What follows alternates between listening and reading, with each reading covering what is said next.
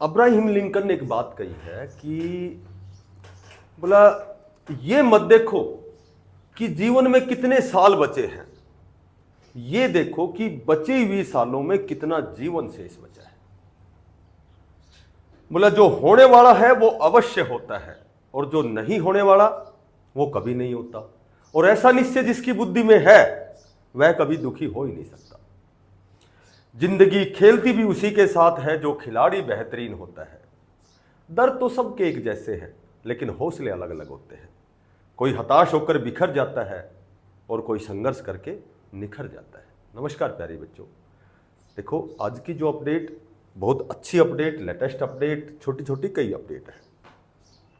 TGT 7471 पदों पर waiting list का इंतजार कर रहे हैं जो भी भावी अध्यापक हैं, जो साथी हैं। तो 27 मई उनकी डेट थी, तो उस डेट में हियरिंग में क्या बातें हुई, क्या लास्ट में क्या डिसीजन हुआ, तो उस पर थोड़ी सी चर्चा करेंगे। ठीक है, दूसरी बात करेंगे कि जेवीटी रिजल्ट पे जो केस हुआ है जेवीटी पर, तो उस केस का जेवीटी रिजल्ट पर डीवी डॉक्यूमेंट्स वेरिफिकेशन की लिस्ट पर कितना प्रभाव पड़ने वाला है, इस पर भी सकारात्मक चर्चा करेंगे।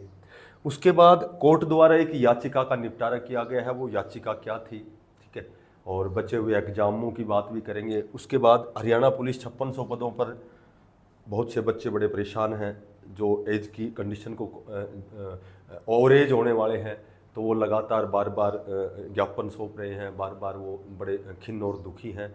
तो उनका जो पीएसटी पीएमटी का शेड्यूल है वो जारी होगा या नहीं होगा, तो कब तक होगा, इस पर भी हम थोड़ी सी चर्चा करेंगे। और कुछ एक कमेंट हैं, कुछ एक साथियों के एचएसएससी की भर्तियों के कमेंट्स है, 2-3 कमेंट्स है, बड़े महत्वपूर्ण हैं, तो उनका भी थोड़ा सा मैं आपको जवाब देता हूँ। तो सबसे पहले हम स्टार्ट करते हैं, देखो टीजीटी की बात करते हैं।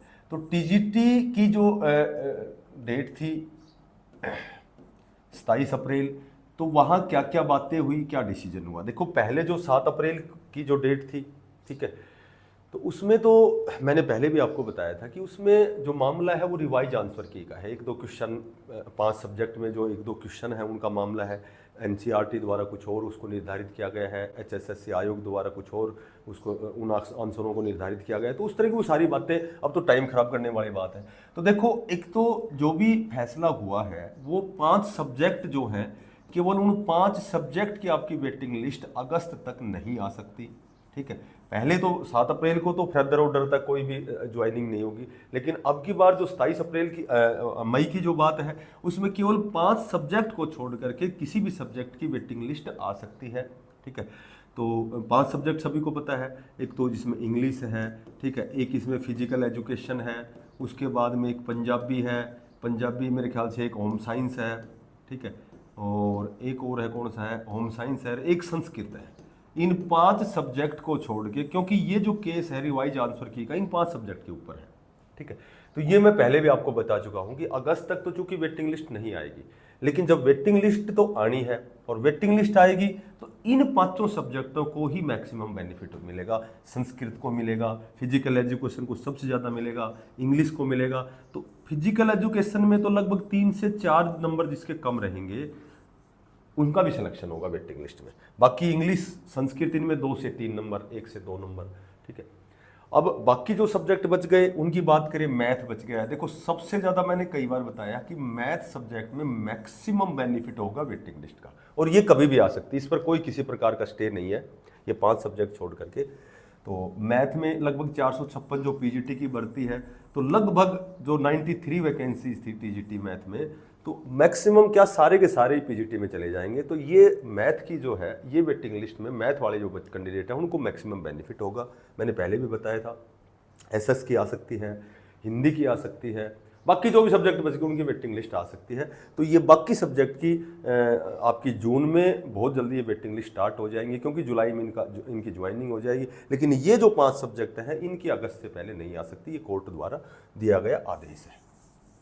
ठीक है बेटा, एक यहाँ से वो मिटाते, वो कैसे मिटाते हैं, जैसे यहाँ से तुरंत ही। उसके बाद में बात करें जेवीटी की। देखो जेवीटी की मैंने पहले भी एक वीडियो बनाई थी, कल भी शायद। तो जेवीटी की मैं आपको बात बताता हूँ कि डीवी में वही जो रिजर्वेशन का मामला है, तो जहाँ तक मैं समझ सकता हूँ, देखो ये फर्स्ट चरण है डीवी का। ठीक है। फाइनल सिलेक्शन तो वही जिसकी डीबी में कट ऑफ है उससे 2 से 3 नंबर ऊपर जानी है। जर्नल की हो सकता है 3 से 4 नंबर ऊपर चली जाए, बाकी कैटेगरी में 2 से 3 नंबर चली जाए। तो जहाँ तक मैं समझता हूँ कि डीवी तो पहला चरण है, फर्स्ट स्टेज है, ठीक है। तो पहले चरण में यदि यहाँ रिजर्वेशन नहीं दिया गया है तो भी फाइनल सिलेक्शन में जब रिजर्वेशन दिया जाएगा तो फाइनल सिलेक्शन में जो रिजर्वेशन दिया जाएगा तो उस समय भी उनका ही सिलेक्शन होना है जिनका डीवी में यदि फर्स्ट स्टेज पर यदि रिजर्वेशन दिया जाता है तो भी लास्ट में कट ऑफ तो फाइनल की बननी है। तो जहाँ तक मैं समझ सकता हूँ कि इसमें बहुत ज़्यादा तो मुझे नहीं लगता कि यदि EWS के और 1 से 2 गुना की यदि और डीवी की लिस्ट आती है तब भी फाइनल सिलेक्शन तो उनका ही होगा। सेम वही प्रोसीजर रहेगा कि कैटेगरी यदि कंडीशन जर्नल की कट ऑफ को क्वालिफाई करती है तो वो जर्नल में ही जाएंगे और कैटेगरी वालों को फायदा होगा। तो ऑलरेडी पहले ही 3 गुना की जब लिस्ट है, हो सकता है 1 से 2 गुना की लिस्ट और आ जाए, पर सिलेक्शन तो मेरे ख्याल से उनका ही होना है, जब भी उनका होना है, ठीक है। तो यदि फाइनल सिलेक्शन की बात होती तो डीवी की जो लिस्ट है ये मायने रखती, और फाइनल सिलेक्शन का मतलब ये होता है कि डीवी के बाद में 1 से 1.5 गुना जो ऑब्सेंट भी रहेंगे, उसके बाद 1-2 लिस्ट और आएंगी, एक लिस्ट तो कम से कम आएगी, उसके बाद फिर उनका डीवी होगा। तो फाइनल में जो कट ऑफ है वो तो चाहे फर्स्ट स्टेज पे दो या फाइनल स्टेज पे, मेरे ख्याल से बहुत ज़्यादा फर्क नहीं पड़ने वाला। और मैं जहाँ तक समझ सकता हूँ कि डीवी की आपकी जो है कभी भी डॉक्यूमेंट्स वेरिफिकेशन आपकी शुरू होगी और उसके बाद जो सिलेक्शन होगा वो उन्हीं का होगा जो ऑलरेडी इस कंडीशन को क्वालिफाई करते हैं, ठीक है। बाकी जो होता है वो देखेंगे। अब कोर्ट द्वारा याचिका का निपटारा, इसकी जब हम बात करते हैं, देखो एक ग्रुप नंबर 6 था कॉमर्स का, ठीक है। तो कोर्ट ने ये कह सकते हैं कि भाई हरी झंडी दे दी रिजल्ट के लिए, वो निपटारा जो भी याचिका लगाई गई थी उसका निपटारा कर दिया गया है, वो प्रॉब्लम सॉर्ट आउट कर दी गई है। तो कॉमर्स ग्रुप है, इसका रिजल्ट बहुत जल्दी आपको देखने को मिलेगा। एक LDC का भी रुका हुआ है, उसका भी लगभग सॉर्ट आउट हो चुकी है, वो भी आपका रिजल्ट आएगा, ठीक है। और अब बात करते हैं हम हरियाणा पुलिस की। देखो मेन जो है फिलहाल मुद्दा है हरियाणा पुलिस का। तो हरियाणा पुलिस में जो 5600 पदों की बात करें, हम 5600 पदों की बात करें तो इसमें मैंने बताया था कि ये ओल्ड CET पर फॉर्म भरवाए गए थे। तो ये बातें सभी को पता है, इसमें टाइम खराब नहीं करेंगे। अब बात करेंगे भाई ओल्ड CET पर होगा, सबसे पहले 1 मिनट में बताऊंगा तुम्हें, या न्यू CET पर होगा।